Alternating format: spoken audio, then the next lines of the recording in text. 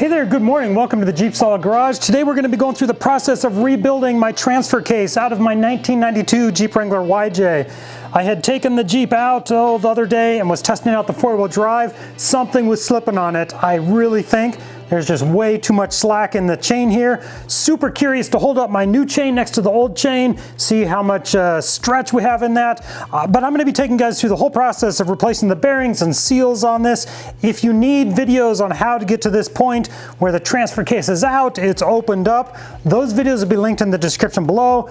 This is like video number 3 of the process of going through this, figuring out what's wrong with it, why it was slipping, making that noise, if the rebuild is going to fix this problem of slipping in four-wheel drive. We'll see. Let's get to the rebuild.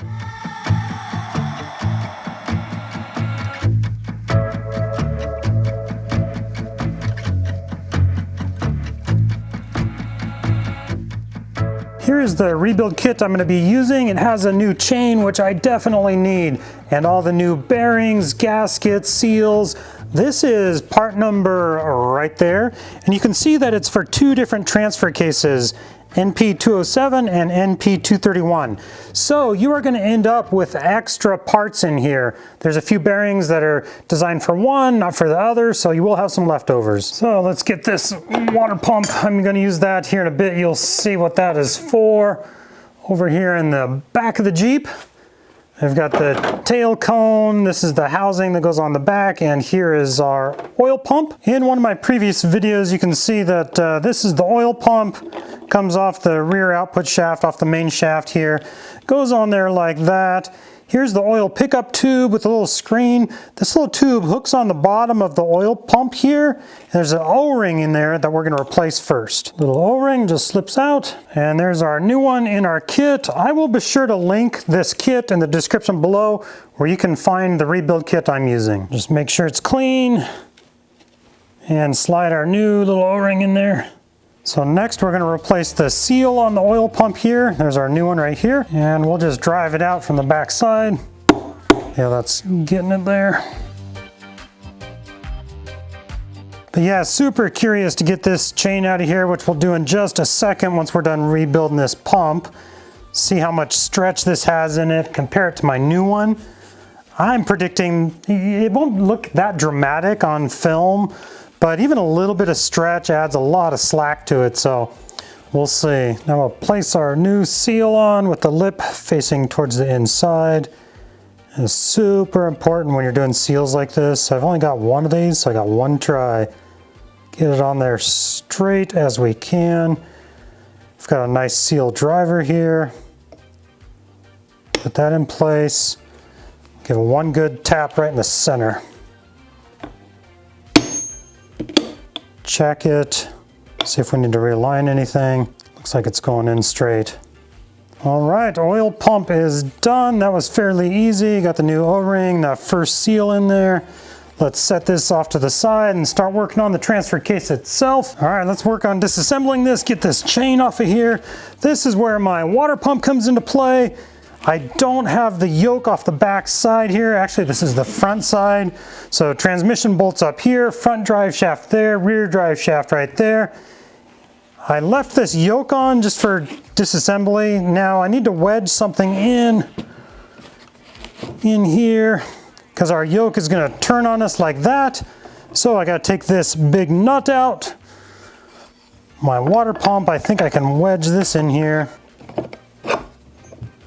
Yeah, that'll do. So that water pump there, I'll keep this from spinning so I can get that 28mm nut off of there. I am prepared for a bit of a fight here because these nuts can be a little bit of a pain sometimes. I'm gonna hit it a few times with my impact driver here, back and forth. Just try to shake it loose. Well, sweet. I was really prepared for a battle on that, but that actually came off fairly easy. I had hit it, let it soak a bit with some PB blasters, so all right, that was good. Let's see if this yoke will just tap off there. Yep, no need to use my puller. Okay, now we can finally slide the chain off the main shaft and sprocket and the front. Oh, there's our magnet. It's supposed to sit right down here. Let's Oh, that's coming out already. There's our chain. Let's match it up to the other one. All right, the moment of truth. I've got my new chain. I've got my stretched chain. At least I think it's stretched. I think this was my entire problem. Let's match these guys up side by side. Old chain, brand spanking new chain. Let's see what the difference is. Yeah, that's pretty significant. Look at that.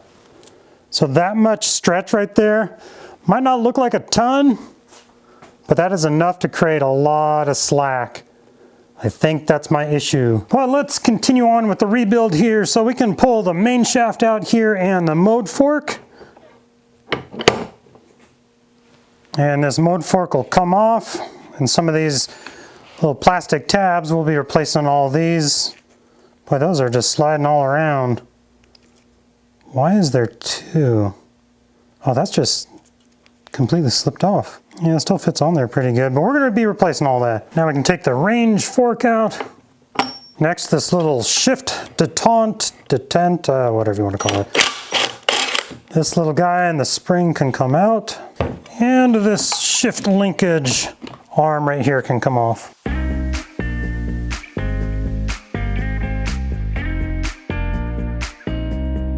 Cool, cool. Now let's get the input shaft and planetary gear out of here.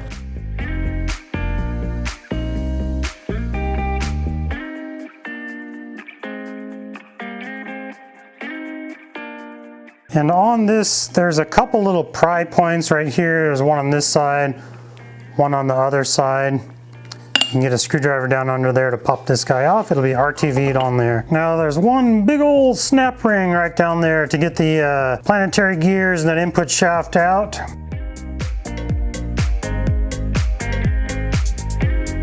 Okay, with this style snap ring pliers, I found a little trick here that might be helpful. You know, I was fighting with it, doing the normal snap ring style like that for a while. But then I found with this one, if you actually put it on its side here, and get the tips of the snap ring here. This, the planetary gear, it's gonna fall down when it releases here. So don't be startled by that, but it always startles me. But going this direction, I can actually get a better bite on it. See, it's falling down. And the snap ring shot across the floor. There it is. Yeah, that's always a little startling if you're not prepared for it. The planetary gear falls down, snap ring shoots across the floor. But now if we lift up the back side of the case here, ta-da, there's our planetary gear. And as I'm disassembling all this, I'm looking at all the gears just to make sure I didn't have another issue, all the sprockets and everything, broken teeth or something. I really think it's just that stretched chain. Now to the front drive shaft here, we got a seal. We're gonna pull this guy out.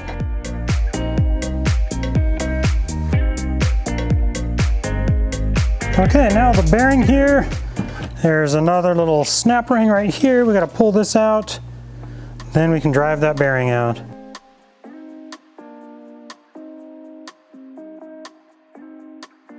Oof, those are always fun. Now we can drive that bearing out of there. And now the bearing to the input from the transmission. There's a little snap ring here. Okay, now let's drive this bearing out. We'll flip it over here. And this last bearing from the input shaft from the transmission, you can drive this out before taking that snap ring off, but you do need to reuse this snap ring on the new bearing, so had to take it off anyways. I'm gonna go clean this up. I'm gonna spray it down with brake cleaner, get all the oil and grease out of it, get all the RTV off of it, all cleaned up. I'm not gonna bore you guys with that. Just in the next scene, this will be nice and clean. All right, we're all clean and ready to start assembly. I did hit the edges here, the mating surface with a wire brush, just real lightly. This is aluminum, so you gotta be careful. You don't wanna dig into it too much. Hosed it down, hit it with some brake cleaner, get all the grease and oil off of it. Got my new bearings. My surface that I'm working on is all clean, so we're ready to start. First thing I'm gonna do, we have a new little O-ring here that goes right in the spot where the shift lever goes. And then there's a little plastic retainer, slide that in. Don't want any leaks. Next, let's get our bearing in for our front output shaft to our front drive shaft. It does have a little slot right here, but for a retention ring, a snap ring, we're not going to be using that, and I'm putting it in the direction where the writing is up. I don't believe that this one is directional, but I'm going in this way. Let's pound that out down in there.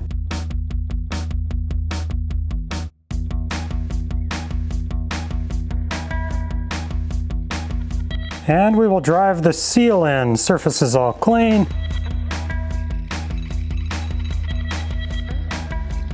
Next we'll install our new bearing for our input shaft from the transmission.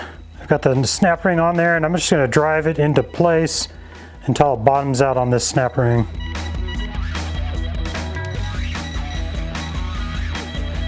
I'll set that off to the side and we can start rebuilding our planetary gear. So there's another fun snap ring right here. We're going to take that guy out. Now we can take it apart. There's a shim right here and stuck on the bottom of it. One little piece we're going to replace. And then down on the inside, same thing. Another little piece that comes with our kit that we're going to replace. And down on the inside of the input shaft there's a bearing right down on there. We're going to drive that out so we can replace it. My regular bearing driver won't work on this, so we're going to improvise. All right, new little bearing. We'll drop it down in there and drive it into place. All right, let's reassemble.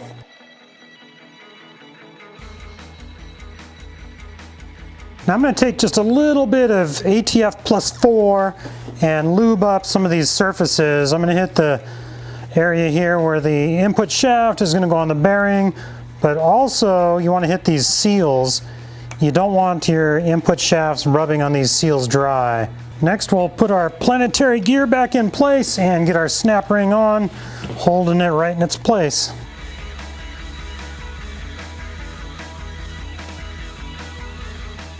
All right, now we're going to replace our shift selector, our range fork, and sprocket here. An interesting thing on this range fork, these plastic tabs, it does come with new tabs in the kit, these new plastic guides. The mode fork will definitely be using new ones. This one, super interesting. These ones are like almost riveted in, and they don't have a little space for that, those two little slots to slide into on this range fork. So these plastic guides, I mean, they work, they're in decent shape, they're not really worn out. So I'm going to leave those. I'm not going to be using the new ones here. We're just going to clean all this up real quick and install it. All right, got that all cleaned up. Let's slide this shift selector into its little spot on the back side here, making sure my O-ring is seated down there, in there all nice and happy in this little plastic keeper. Get that in there. And we will have it set like that. Now before I drop that sprocket down in there for the range, I'm actually going to dribble a little bit of transmission fluid, because I did clean this off pretty good with brake cleaner and whatnot, get all the dirt and grime out. I don't want this to run dry, so I'm going to just spin it with a little bit of transmission fluid in it. Okay, now I can drop the range fork and the sprocket down in there. This little tab is going to slide over into that selector there, into the shift housing. Okay, now onto our mode fork and our main shaft. And on these tabs, this is kind of what I was talking about. So I took the old plastic guides off, and this one, see how there's that little notch there? So on our mode fork here, these guys will press into there. On that range fork though, it did not have these little cutouts. So these little plastic guides wouldn't fit on that range fork. So it's very curious, but that goes together nicely. It'll hook on like so, and we'll drop it in place. Hey Sammy, in the scene right before this, if you could cut it after, right after I put all these plastic tabs in, because I put this gear on and upside down, so we'll just pick it up here. Once we got our plastic tabs in place, we're going to put this sprocket on like so. We'll drop it onto our main shaft. And we'll slide this whole assembly into place. All right, now on to a kind of an exciting part. We get to put the new chain on. We'll get it on the output shaft to the front drive shaft. Get it situated on here. Then we have all the chain and sprockets and everything on. I'm going to put this yoke on the back side here to help hold this input shaft in place, just so things don't go falling out on me. There's this new fancy little rubber gasket here we're going to put on the end here, and this just kind of helps prevent any leaks down the splines here. Just matches up all fancy like that. We'll get this tightened down and we'll torque it to 110 foot-pounds. Get my water pump in here. So of course you need a water pump to fix your transfer case. All right, this isn't going to be easy. It would probably be a lot easier to wait until this is installed on the vehicle, but I don't want to forget about torquing it. There we go. Now our little shift detente spring with a new O-ring on here. And we can't forget our little magnet and our spring. All right, next we're gonna work on the back side of the case. We're gonna dig that bearing out of there. Got my new one here. This is a bit of a nightmare unless you have a very special puller with some teeth to get underneath it. There's a little gap underneath and you can pull it out. I do not have that puller, so the backup plan is we're going to take our little Dremel tool. We're going to cut a little notch in it, cut through the bearing a bit, not hitting the case itself, and then we're going to use our tools and hammers and pliers to just dig it and mutilate it and get it out of there.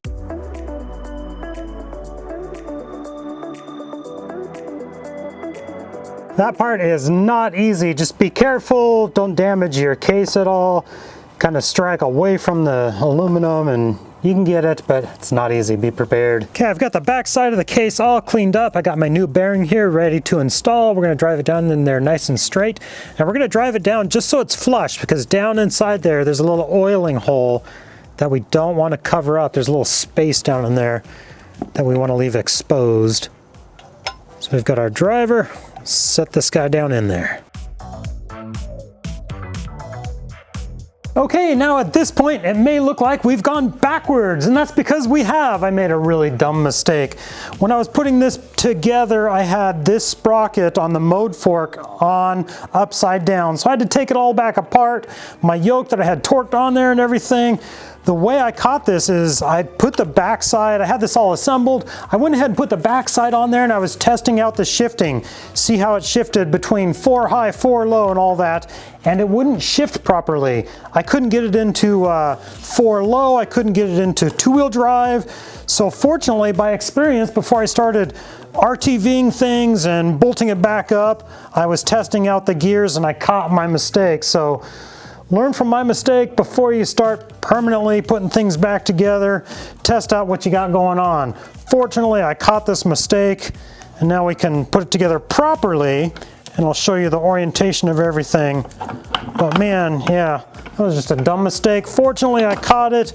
We did have to go backwards a little bit, but we should be back in shape here in no time.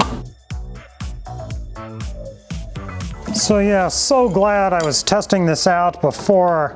Could you imagine if I RTV'd this, put it back in, installed it in my Jeep, and it was stuck in 4-wheel drive the whole time? Oh, that must be so frustrating.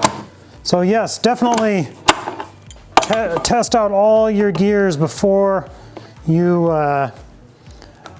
start permanently assembling things. And here I'm gonna double check it right now. All right, 2-wheel drive.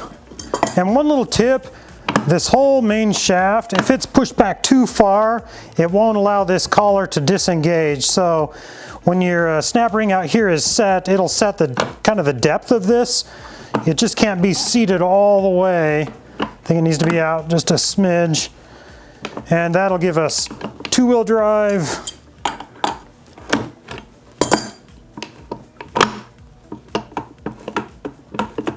That would be four-wheel drive, neutral. Now that's four low. So it shifts through all of them, not super easy because things are a little floppy around, but I'll put the back side of the case on here once I get, yeah, maybe I'll do that. No, because I have to have the depth right, because I have to have this snap ring on up here. Yeah, maybe I'll just double check that. I'll put the back side of the case on, put the tail housing on, get the snap ring about the depth about right. Make sure it still runs through all the gears nicely, just to double check. Because I do not want to RTV this, put it all back together, put it in the Jeep, and end up with a big problem. Let's put our spring back on and the fancy little magnet, our fancy little rubber grommet on there, and our yoke. I don't think I'll be torquing this on here again, but I will put the nut on just to secure it. 28 millimeter. Okay, just dry fitting things together here so that I can test out the shifting, make sure everything works properly this time. But this is exactly what I was talking about right here with the depth of this. And this affects your shifting, like how smooth it'll shift. So this groove right here, little snap ring goes on there, so that's where it's going to be set. And with it all together like this, four low works great. It shifts nicely. Maintain that depth right there. Neutral works fine. Let's see, that should be four-wheel drive right there. There we go, four-wheel drive, and make sure that depth stays, and two-wheel drive. So we're good. Okay, now I can take some of these pieces back apart so that I can finish cleaning it up, installing everything properly. But that is the value of testing while you're dry fit things together and test it out. Because man, that would have been a nightmare if I would have had this all installed on the Jeep. Oh, that would have been just terrible. All right, now we've got everything back together. My magnet is in, the spring. I've tested, fortunately I tested the shifting before we glued everything together with RTV. We are ready though to clean off the surfaces. I got a little brake cleaner here. I'm just making sure all the grease and oil is off these surfaces. You want to spend quite a bit of time making sure this is clean. The last thing you want to do is go, well, first of all, you want to make sure you put it together properly and make sure that your sprockets are in correctly and it'll shift properly. But the next super important thing you want to do, make sure you get it nice and clean, because you don't want to RTV this all back together and put it back in your Jeep and then take it for a drive and it starts dripping. Oh, then you have to remove the whole thing and re-RTV it. That's just a nightmare. So get it super clean and we'll RTV this up. Now I've got some blue RTV on hand, so that's what I'm going to be using. We're going to put a bead of RTV all the way around. You want to get a nice layer on there, but not so thick that it sloughs off into the case. So we'll get a nice bead going around here and then kind of smear it around with our finger. All right, a nice layer of RTV around there. We want to be working fairly quick because I don't want that to cure. Got my oil pump all ready. It's going to go on the outside of the case. Make sure our oil pickup is slid up into there. I'm trying to keep my fingers off of the mating surfaces here. So oil pickup looks good. You can flip her over here. Not touching the mating surfaces. There we go. And set her down in place. Next, I have my nuts and bolts all ready to go. I got these cleaned up, took a wire brush. Let's see, top. Got them all cleaned up, and I have it all organized real nicely. I like doing it this way. Let's see here. Oh, actually I want to put a little bit of blue Loctite on these guys. Working quick. Now still working quickly. I'm gonna go around and get all these guys just finger tight. I'm not gonna torque it down quite yet. I'm alternating sides so we squish it down evenly here. We're just gonna get these snug right now, because we don't want to squeeze all of our RTV out. And we're going to let it cure for about 15 minutes, and then we'll go back and torque everything down. So right now I'm just getting it finger tight so you start to see it squish out a little bit. And just to clarify on this blue RTV, it actually says to let it set for 1 hour before you do your final torquing. Get everything just finger tight, snug, which I am there. So we'll come back in an hour and finish it off. And while we're waiting for that to cure, we'll go ahead and take our tail housing here. We'll pound this bearing out, get our new bearing in there, and it just fits down in there until it bottoms out. On this bearing, the writing is on the top, so we're going to make sure we get the new one oriented the same way. Clean all the gear oil off on the outside, clean this RTV all off. We'll have this all set up and ready to be put on right there. And just like that, we're back. I got this tail housing all cleaned up, got my new bearing seated down in there real good. We are going to clean off this surface squeaky clean, clean off this surface squeaky clean, the two mating surfaces that we're going to be RTVing.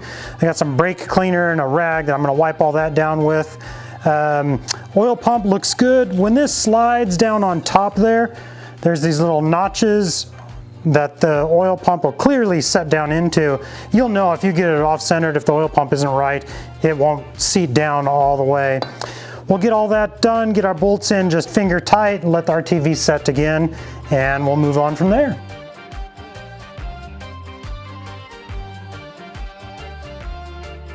And be sure to take a little time to clean up your bolts, get the threads all cleaned up nice.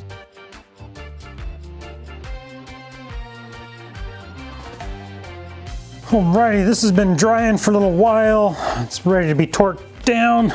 So I got that done. Now I'm gonna get this snap ring, this final snap ring on right here, which kind of sets our depth. You might have to kind of catch the oil pump teeth to get this into the right spot. And there we go, with a little shimmy shaking on it. We got the groove lined up there so we can get our snap ring on.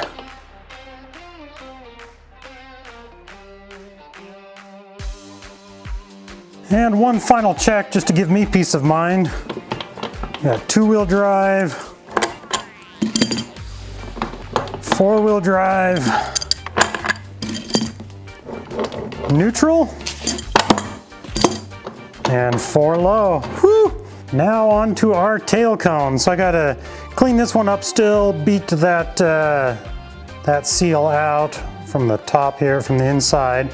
We'll beat that one out, drive our new seal into place, take a wire brush, clean up all that RTV, clean all the grease off of this, get it ready to install right on the tail shaft.